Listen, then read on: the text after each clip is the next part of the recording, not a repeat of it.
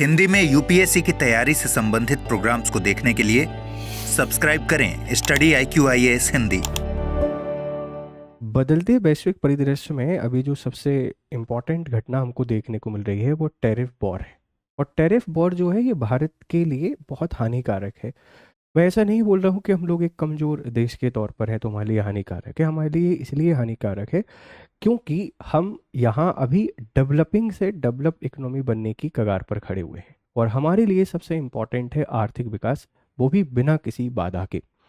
ना हमको अभी वॉर चाहिए, इंडिया का भी किसी से नहीं चाहिए, किसी और का किसी से नहीं चाहिए, ना ही किसी भी तरीके के हमको सैंक्शन चाहिए, ना इंडिया पर ना किसी और पर। रीज़न क्या है इसके पीछे? रीज़न ये है कि जब आप डेवलपिंग से डेवलप नेशन की तरफ जा रहे होते हैं, अपनी पोटेंशियल का अच्छा यूज़ करके एक बेहतर मैन्युफैक्चरिंग यूनिट बनना चाह रहे होते हैं, तो आप एक फ्री इकोनॉमी चाहते हैं जिसमें किसी भी तरीके के कोई भी सैंक्शन ना हो। यही बात शायद अमेरिका और चाइना को डाइजेस्ट नहीं हो पा रही है, क्योंकि आप एक पूरे प्रोसेस को देखो। ब्रिटेन जब हेजिमनी आया, मतलब पूरी दुनिया की पावर उसने अपने हाथों में ली, पूरी दुनिया को उसने चलाया, तो वह कैसी परिस्थितियों में पावरफुल बना? उसने अपनी नेवी को स्ट्रॉन्ग किया और उस समय पूरी ग्लोबल इकोनॉमी पर कब्जा कर लिया, कहीं भी जाके ट्रेड करता था। कोल्ड वॉर के टाइम पर अमेरिका ने अपने आप को सुपर पावर के तौर पर इंट्रोड्यूस किया और एक ग्लोबल विलेज के कंसेप्ट को इंट्रोड्यूस किया कि पूरा वैश्विक ग्राम होना चाहिए, पूरी दुनिया आपस में इंटरकनेक्ट होना चाहिए और फ्री ट्रेड जैसी चीज़ें हमको देखने को मिली। और उसी ड्यूरेशन में फ़ायदा उठाया उसका चाइना ने भी। रसिया तो पहले से एक पावरफुल कंट्री था, चाइना ने भी इसी पूरे एरा का फ़ायदा उठा के अपने आप को मैन्युफैक्चरिंग हब बना लिया। इंडिया किसी कारण बस अपने सोशल पॉलिटिकल इकोनॉमिक चैलेंजेस के कारण हम उतना ग्रो नहीं कर पाए जितना हमको करना चाहिए था। हालांकि ऐसा नहीं है कि बिल्कुल भी नहीं किया है, हमने किया, बट उतना नहीं कर पाए जितना हमें पोटेंशियल था। लेकिन पिछले कुछ वर्षों से हम बेहतर करने की कोशिश कर रहे हैं अपने मैन्युफैक्चरिंग सेक्टर की दिशा में, इंफ्रास्ट्रक्चर बिल्डिंग में और एक्सपोर्ट की कंटेंट्स में। चाहे आपका वो एग्रीकल्चरल एक्सपोर्ट हो, डिफेंस एक्सपोर्ट हो, या हमारा टेक्सटाइल का एक्सपोर्ट हो, फार्मास्यूटिकल्स का हो, हमने काफ़ी बेहतर इसमें ग्रो किया है। और उसके पीछे कुछ बेसिक से फैक्टर हैं कि हमने बहुत बेहतर तरीके से इकोनॉमिक रिलेशंस को बिल्ड करने की कोशिश की और इसका हमको फ़ायदा इनडायरेक्टली मिलना शुरू हुआ और इंडिया एक एक ग्लोबल पावर के तौर पर इमर्ज होना शुरू हुआ। इसके पीछे फैक्टर वही, हम 140 करोड़ की आबादी, हमारे मैन्युफैक्चरिंग सेक्टर को धीरे धीरे ग्रो करना, इकोनॉमिक रिफॉर्म्स लेके आना, इन सब के कारण हम एक ग्लोबल पावर के तौर पर इमर्ज होने लगे। यही बात डाइजेस्ट नहीं कर पा रहा है यूएसए और उसने फिर ये एक गंदा खेल खेलना शुरू किया जिसके दो कंपोनेंट हैं। पहले नंबर पर है कि आपस में कॉन्फ्लिक्ट। कॉन्फ्लिक्ट होने से ना तो यूएसए का कोई नुकसान है, ना रसिया का कोई नुकसान है, ना उन छोटे छोटे देशों का कोई नुकसान है जो आपस में लड़ रहे हैं। नुकसान अगर किसी का है तो सबसे ज़्यादा भारत का है, उसके बाद अगर नुकसान किसी का है तो चाइना का है। आप देखिए पिछले 30-40 सालों में चाइना ने काफ़ी इमरजेंस किया है। एक लड़ाई सिर्फ 1962 का वॉर उसने लड़ा है इंडिया से, उसके अलावा दूसरी कोई लड़ाई नहीं लड़ी है। छोटी मोटी हर झड़प होती रही है, हम उसको डिनाई नहीं कर सकते। लेकिन चाइना को पता है कि भाई मुझको ग्रो करने के लिए स्टेबिलिटी चाहिए और अगर मैं ही लड़ना शुरू करूंगा तो मेरा ही पैसा पूरा उसमें ही बर्बाद हो जाएगा। इसीलिए वो सिर्फ आंखें दिखाता है, लड़ता किसी से नहीं। तो अभी का सिनेरियो क्या कहता है कि भारत को चाहिए एक पीस एंड स्टेबिलिटी, और यूएसए ये नहीं चाहता बिल्कुल भी कि इंडिया एक ग्लोबल पावर के तौर पे इमर्ज हो, क्योंकि अभी उसको टक्कर दे रहा है सिर्फ चाइना, फिर इंडिया भी देने लगेगा। इसीलिए टैरिफ वॉर उसने शुरू किया। अब इस टैरिफ वॉर को काउंटर करने के लिए भारत सरकार ने कुछ स्टेप्स लिए हैं। वो स्टेप्स क्या है, इनको हम समझने की कोशिश करते हैं। आप लोगों का स्वागत है, मेरा नाम है गौरव शर्मा। हम आपसे जनरल स्टडीज़ के ढेर सारे टॉपिक डिस्कस करते हैं। ये UPSC GS paper second, paper third, दोनों में आपको बहुत हेल्प करेगा। शायद आप कॉन्टेक्स्ट को समझ पाए होंगे कि इस ग्लोबल टैरिफ वॉर में हम अपनी इकोनॉमी को रिवाइव करना चाहते हैं, बूस्ट करना चाहते हैं। और इकोनॉमी बूस्ट कैसे होगी? अब आप प्रोडक्शन कर रहे हैं, कंजप्शन इंडिया में कर रहे हैं, तो एक साइक्लिक वे में आपकी इकोनॉमी चलती रहेगी। लेकिन इसको ग्रोथ और बूस्ट करने के लिए आपके ट्रेड को आपको एक्सपेंड करना पड़ेगा। अब अमेरिका को जो हम ट्रेड करते थे वहाँ पे टैरिफ लगा हुआ है, तो हमको डाइवर्सिफाई करना पड़ेगा। मतलब जो चैलेंज है, जिसको आप आपदा कह सकते हैं, वहाँ अपॉर्चुनिटी, एक अवसर भी हमारे सामने निकल के आ रहा है।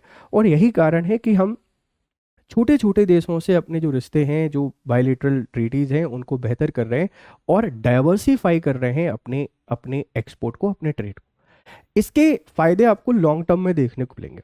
जैसे अभी हमारा पूरा फोकस अफ्रीका के ऊपर है और अफ्रीका भविष्य का सबसे बड़ा मार्केट है। इसी तरीके से और छोटे छोटे देशों से अपन अपने ट्रेड को बेहतर कर रहे हैं। अब जो एक्सपोर्टर हैं, जो बिजनेसमैन हैं, उनको चाहिए सपोर्ट। तो सरकार ने उनके सपोर्ट के लिए एक बहुत ही शानदार पॉलिसी लॉन्च की है, जिसे आप लोग जान रहे हैं कि निर्यातकों के लिए कोलेटरल फ्री 20,000 करोड़ तक का लोन। एक शब्द है कोलेटरल फ्री, ये आपसे पूछा जा सकता है ये क्या होता है। और 20,000 करोड़ तक का लोन यहाँ पर मिलेगा। लोन की 100% गारंटी सरकार लेगी। 50% अमेरिकी टैरिफ से राहत मिलेगी। अमेरिका ने जो टैरिफ लगाया है उसके कारण हमारा एमएसएमई सेक्टर का जो एक्सपोर्ट है काफ़ी कम हुआ है। अब एमएसएमई सेक्टर में बहुत सारे लोग जॉब करते हैं, उन लोगों की जॉब पर सवाल है। तो इसीलिए हमको अपने ट्रेड को डाइवर्सिफाई करना पड़ेगा। तो ये जो एक्सपोर्टर हैं उनको सपोर्ट करेगा ये लोन इनिशिएटिव। और कोलेटरल फ्री लोन का मतलब क्या होता है बच्चे, कि सरकार आपको लोन देगी बिना किसी गारंटी के। जैसे मुझे मान लीजिए कि लोन लेने जाना है, तो मुझे वहाँ पर गारंटी के तौर पर कुछ रखना पड़ेगा, जैसे कोई असेट वहाँ पर रखना पड़ता है। लेकिन जो एक्सपोर्टर हैं, उन एक्सपोर्टर के रिकॉर्ड के आधार पर कि आप कितना एक्सपोर्ट करते हैं, पहले लोन का क्या हिसाब है, आपका एक क्रेडिट कैसा चल रहा है, आपका रेटिंग कैसी है, उसके आधार पर 20,000 करोड़ तक का लोन आपको देगी, जिससे आप अपने एक्सपोर्ट को स्ट्रेंथन कर पाओ, अपने इस एक्सपोर्ट को बूस्ट कर पाओ। और उसका अल्टीमेटली फ़ायदा किसका होगा? देश को होगा। अब आप में से बहुत सारे बच्चे बोलेंगे अरे सर, सरकार तो ऐसी बातें करती रहती है। नहीं नहीं, ऐसा नहीं, समझो। हमारे लिए ट्रेड बहुत इंपॉर्टेंट है, क्योंकि मैन्युफैक्चरिंग से लेके सप्लायर तक और रॉ मटेरियल तक हर जगह बहुत सारे लोग काम कर रहे हैं। अगर कहीं से ट्रेड बाधित होता है, व्यापार नहीं हो पाता है, तो क्या दिक्कत है? बहुत दिक्कत है। बहुत सारे लोगों की जॉब और उनकी लाइफ स्टाइल पर नेगेटिव इम्पैक्ट पड़ता है। हम अगर एक बार इसको डाइवर्सिफाई कर पाएंगे ना, इसके ढेर सारे बेनिफिट आपको देखने को मिलेंगे। ढेर सारे बेनिफिट क्या देखने को मिलेंगे? एक तो परमानेंट सॉल्यूशन हम फाइंड कर लेंगे कि अमेरिका पे हमारी डिपेंडेंसी खत्म हो जाएगी।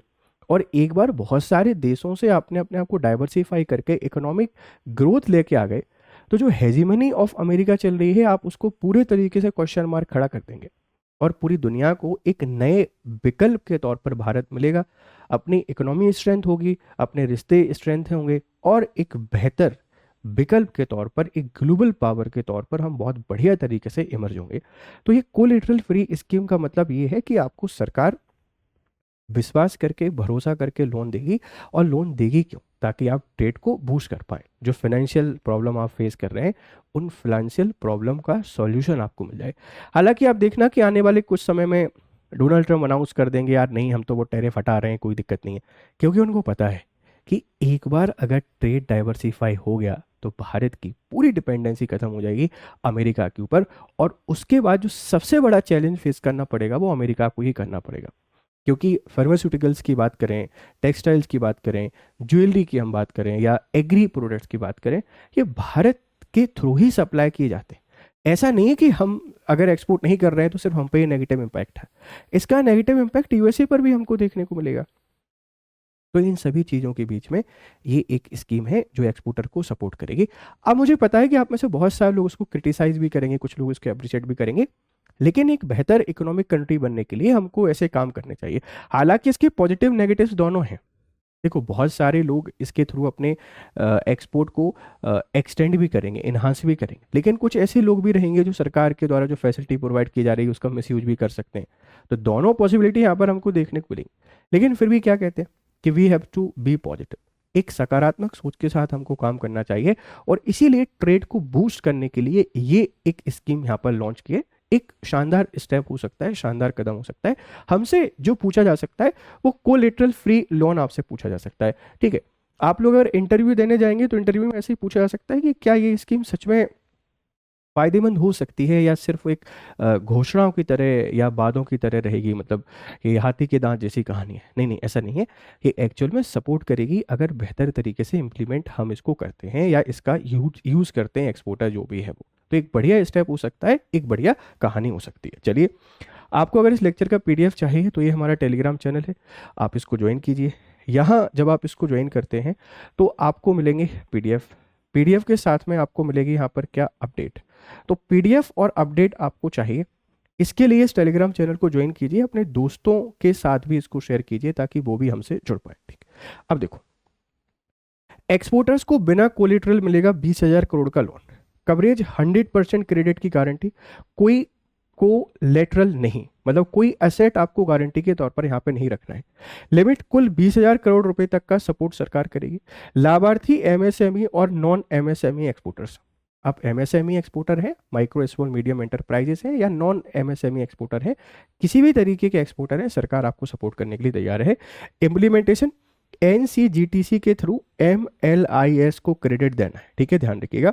एनसीजीटीसी क्या है? National credit guarantee trustee company limited. ठीक है, याद रखना, आपसे कोई पूछ सकता है कि एनसीजीटीसी क्या है। इसका फुल फॉर्म लिखा हुआ है कि national credit guarantee trustee company limited. ठीक है, फिर एमएलआई, मेंबर लेंडिंग इंस्टीट्यूशंस, लोन देने वाले बैंक या एनबीएफसी। तो एमएलआई के थ्रू ये पैसा दिया जाएगा और इसके थ्रू हम अपना जो ट्रेड है इस ट्रेड को बूस्ट कर पाएंगे। तो कितना लोन मिल रहा है, लिमिट क्या है, और लाभार्थी इसके कौन कौन हैं, और ये एनसीजीटीसी शायद हमसे पूछा जा सकता है ये क्या है, या एमएलआई क्या होता है, मेंबर लेंडिंग इंस्टीट्यूशंस, लोन देने वाले बैंक या एनबीएफसी। तो बैंक वैसे लोन तो बैंक ही देंगे ना, लेकिन गारंटी के तौर पर ये मीडिएटर के तौर पर एनसीजीटीसी जो कंपनी है ये काम करेगी, ध्यान रखिएगा। इतना लोन सरकार के द्वारा दिया जा रहा है। क्रेडिट गारंटी स्कीम के 4 फायदे, इसके हमको 4 फायदे होंगे। स्कीम से एक्सपोर्टर्स को लिक्विडिटी, कैश का सपोर्ट मिलेगा। जैसे अभी दिक्कत क्या है, एक्सपोर्ट क्यों नहीं हो पा रहा है, क्योंकि पूरा मार्केट उस पर चलता है, एक साइकिल पे चलता है। आप सामान भेज दीजिए, सामान हमारे पास आ जाएगा तो हम आपको पैसा दे देंगे। अब सामान भेजने के लिए पैसा चाहिए, पैसा है नहीं, क्योंकि टैरिफ के कारण वैसे ही बहुत डिस्टर्बेंस चल रहा है, बहुत लॉस चल रहा है। तो यहाँ से कैश सपोर्ट होगा तो लिक्विडिटी बढ़ेगी, लोगों के पास पैसा आएगा, और लोगों के पास पैसा आएगा तो अपने ट्रेड को बूस्ट करेंगे, है ना, ध्यान रखना। मेरे पास पैसा आएगा तो मैं भी उसका इन्वेस्ट करूंगा। सेम कहानी यहाँ पर हमको देखने को मिलेगी। बिना गारंटी की लोन मिलने से बिजनेस का संचालन ज़्यादा आसान और स्मूथ हो जाएगा। जैसे सरकार अगर आप पे ट्रस्ट कर रही है, आपकी फैमिली आप पे ट्रस्ट करती है, जब ट्रस्ट करते हैं तो वो कॉन्फिडेंस ही अलग होता है, और उस कॉन्फिडेंस में जब काम करते हैं तो उसके रिजल्ट हमको बहुत बेहतर देखने को मिलते हैं। तो यहाँ पर भी बिना गारंटी लोन देने से ट्रस्ट होगा। हालांकि चांसेस ये भी हैं 10% की लोग उस लोन का मिसयूज भी कर सकते हैं, बट हम नेगेटिव नहीं सोच सकते, we have to be positive, right. MSME export जो कुल एक्सपोर्ट की करीब 45% है, उनको इससे बड़ी राहत मिलेगी। अब एक इंपॉर्टेंट डेटा हमको मिल गया है कि टोटल हम जो एक्सपोर्ट कर रहे होते हैं उसमें 45% एमएसएमईज का है, माइक्रो स्मॉल और मीडियम एंटरप्राइजेस का। तो यहाँ बहुत लॉस का सामना करना पड़ रहा है, इनको काफ़ी सपोर्ट हो जाएगा और मार्केट डाइवर्सिफिकेशन आसान होगा, यानी नई इमर्जिंग मार्केट्स में एंट्री हम कर सकेंगे। इसके बहुत सारे फायदे हैं, इसके इतने सारे फायदे हैं कि आप अमेरिका की पूरी हेजेमनी को ख़त्म कर सकते हैं अगर एक बार आपने ट्रेड डाइवर्सिफिकेशन कर दिया। अगर हम निर्यात को विविधीकरण कर पाए तो पूरा जो हेजेमनी और जो पूरा उन्होंने एक बहुत बड़ा साम्राज्य बना के रखा हुआ है, आप पूरे तरीके से इसको ख़त्म कर सकते हैं, ध्यान रखिएगा। तो इस पे हमने काम करना चाहिए, इस पे हमने थोड़ा सा सोचना चाहिए, ठीक है। अब एक्सपोर्ट इंडस्ट्रीज में लगभग 4.5 करोड़ से ज़्यादा लोगों का रोजगार है। ये एक्सपोर्ट्स भारत की इकोनॉमी के मजबूत पिलर हैं। पिछले यानी वित्त वर्ष 2024-25 में जीडीपी का 21% हिस्सा यही थे। मतलब जो एक्सपोर्ट इंडस्ट्री है इसमें 4.5 करोड़ लोग जॉब करते हैं। Can you believe it. हम army, agriculture, textile industry, railway सब की बात करते हैं। एक्सपोर्ट इंडस्ट्री में 4.5 crore. what they are doing, they are just providing service, मतलब they are doing work of logistics in nation or outside the nation. 4.5 crore people are working in your export industry. तो इनको फायदा मिलेगा। MSME और छोटे निर्यातक और फॉरेन एक्सचेंज रिजर्व को सपोर्ट करते हैं, तो इससे क्या होगा कि फॉरेन रिजर्व भी हमारा काफ़ी सपोर्ट हो जाएगा। एक्सपोर्ट ओरिएंटेड इंडस्ट्रीज में 4.5 करोड़ ज़्यादा लोग डायरेक्ट इनडायरेक्ट रोजगार में हैं, लेकिन मार्केट डाइवर्सिफिकेशन यानी दुनिया भर के बाजार में जगह बनाने और ग्लोबल कॉम्पिटिशन के लिए अतिरिक्त वित्तीय सहायता की जरूरत थी, नीड थी, तो सरकार ने सपोर्ट किया। तो एक अच्छा स्टेप है, बढ़िया कदम है, और इसके थ्रू हम बेहतर अपॉर्चुनिटी तलाश सकते हैं मार्केट में, मुझे ऐसा लगता है। अब देखो, भारत अमेरिका को कुल 7.59 लाख करोड़ का निर्यात करता है। इसमें मशीनरी है, इलेक्ट्रॉनिक्स है, ड्रग्स, फार्मा है, रत्न ज्वेलरी है, readymade garments, chemicals, petro products और अन्य। तो सबसे ज़्यादा क्या एक्सपोर्ट करते हैं हम लोग? मशीनरी करते हैं, इलेक्ट्रॉनिक्स करते हैं, ड्रग्स और फार्मा, रत्न jewellery, readymade garments, chemical, petroleum products, अन्य, ये सारी चीज़ें जो हम एक्सपोर्ट कर रहे थे अब लॉस हुआ है, एक्सपोर्ट रुका हुआ है क्योंकि टैरिफ लगा हुआ है। हालांकि डोनाल्ड ट्रंप के बदलते सुर ने बोला जरूर है कि अब वो टैरिफ को कम कर देंगे, पर मुझे ऐसा लगता है क्यों हम डिपेंड रहें डोनाल्ड ट्रंप या अमेरिका के ऊपर। हम अपनी पॉलिसी डाइवर्सिफिकेशन पे काम करते हैं और एक बेहतर मार्केट को बिल्ड करते हैं और पूरी इकोनॉमी को बूस्ट करते हैं और एक ग्लोबल पावर के तौर पर हम इमर्ज होते हैं, ध्यान रखिएगा। ठीक है, तो ये स्कीम के बारे में मैंने आपको लगभग सारी बातें यहाँ पे बता दी हैं। आई होप कि आप ये सारी बातें समझ गए होंगे। ठीक है, और इसके जो फ़ायदे हैं वो भी हमने आपको बता दिए हैं। एक क्वेश्चन आपके सामने है कि credit guarantee scheme for exporters CGSE के संबंध में निम्नलिखित कथनों पर विचार कीजिए, और ये इसका आंसर आप कमेंट बॉक्स में दीजिएगा। एक मेंस आंसर राइटिंग के लिए है कि भारत सरकार के द्वारा घोषित credit guarantee scheme for exporters CGSE की प्रमुख विशेषताओं का स्पष्ट करते हुए बताइए कि यह योजना MSME निर्यातकों के लिए किस प्रकार राहतकारी सिद्ध हो सकती है। तो इसको आपको एक एनालिटिक वे में आंसर देना है। ठीक है, साथ ही आपकी तैयारी को बूस्ट करने के लिए हमारे पास है एक फाउंडेशन बैच। आप 2027 की तैयारी कर रहे हैं, this is the right time where you have to start the preparation. आप प्रिपरेशन को शुरू करना चाहते हैं तो इससे बेहतर कोई भी टाइम आपके लिए नहीं है। करना क्या है, स्टडी IQ पर जाना है। ये UPSC IAS 2026 के लिए सामान्य अध्ययन GS के बैचेस पे क्लिक करना है। प्रतिज्ञा प्लस फाउंडेशन बैच आपको मिलेगा जो PTY के नाम से जाना जाता है। ये 26 और 28 के लिए भी बैचेस उपलब्ध हैं। इंग्लिश, हिंदी, इंग्लिश सब में है। कोड आपने यूज़ करना है GS लाइव। इसको यूज़ करके आप बेहतर एक जो प्राइस है 18,999 की, इसमें कोर्स आपको मिल जाएगा। और 12 नवंबर 2025 से इस कोर्स की शुरुआत हो रही है शाम 6 बजे से। ठीक है, तो आप ये कोर्स आपके लिए शुरू हो गया है। आप इसके थ्रू अपनी प्रिपरेशन को शुरू कर सकते हैं। आप इसमें एनरोल कीजिए और आपकी प्रिपरेशन को शुरू कीजिए। ये 2028 के लिए भी सेम कहानी है कि आप 2028 को तैयार कर रहे हैं तो जुड़ सकते हैं। GS लाइव कोड आपने यूज़ करना है। इसकी शुरुआत भी 12 नवंबर से शाम 6 बजे से हो गई है और GS लाइव कोड आपने यूज़ करना है। ये आपका टेलीग्राम चैनल है, इसको ज्वाइन कीजिए और फिर आपसे मिलते हैं दूसरे किसी लेक्चर में। आपके वैल्यूएबल फीडबैक हमको जरूर दीजिएगा। Have a nice time, good day to all. Hindi में UPSC की तैयारी से संबंधित प्रोग्राम्स को देखने के लिए सब्सक्राइब करें स्टडी IQ IAS हिंदी।